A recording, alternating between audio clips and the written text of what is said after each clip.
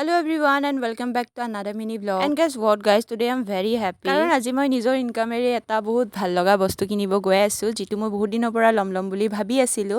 এয়া মই আহি গলো ভৰলুত থকা তানিস্কখনলে। আৰু এই বস্তুটো মানে প্ৰথম পাৰচেজ বুলি ক'ব নোৱাৰি মোৰ ইনকামৰ পৰা। ইয়াৰ আগতেও বাৰু মই দুই এটা বস্তু লৈছো, কিন্তু এইটো মোৰ কাৰণে স্পেশাল বস্তু হয়। ভিডিওটোৰ শেষলৈকে গম পাব বাৰু মই কি কিনিব গৈছো। আচলতে এই ভিডিওটো কেইমাহমান পুৰণি হয়, মই দিমকে ভিডিওটো এডিট কৰিবলৈ লৈছো। নৰ্মেলি মই এনেকুৱা ধৰণৰ ভিডিঅ'জ বিলাক নিদিও, কিন্তু এইবাৰ ভাবিলো যে লেটস ডু ইট। আৰু মই যেহেতু ঘৰতেই ফটো চাই পেলাই পছন্দ কৰি আহিছো, সেইটো কাৰণে ইয়াত আহি মোৰ অধিক মাছত বগলীকণা হোৱা নাই। আহিয়ে ওপৰত গৈ পেলাই পেমেন্ট কৰি আহিলো।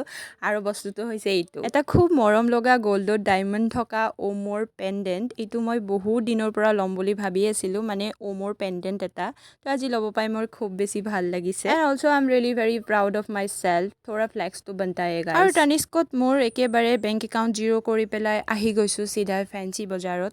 একচুৱেলি মই একো নলওঁ, মানে দাদাৰ বোলে কিবা ল'বলগীয়া আছে, তো মানে বলা চলো চলতে। মই লিটাৰেলি জীৱনত ফাৰ্ষ্ট টাইম ফেঞ্চিত গৈ চাগে আজি একো নোলোৱাকৈ ঘূৰি আহিছো, কাৰণ মোৰ আৰ্থিক অৱস্থা ইমান বেছি বেয়া হৈ গৈছে আফটাৰ গেটিং দ্য পেণ্ডেন্ট। আৰু আহোঁতে আমি মমো ঘৰৰ পৰা মমো লৈ আহিছিলো, ভাবিলো ক'ত বহি খাওঁ, এই দাদাৰ দোকানখনতে বহি পেলাই খালো। এতিয়া নিজে পেট পূজা কৰি লোৱাৰ পাছত ঘৰৰ কাৰণে কিবা ল'ব সোমাইছো পদ্মাত। আৰু আজিৰ মিনি ব্লগটো ইমানেই, বাই বাই।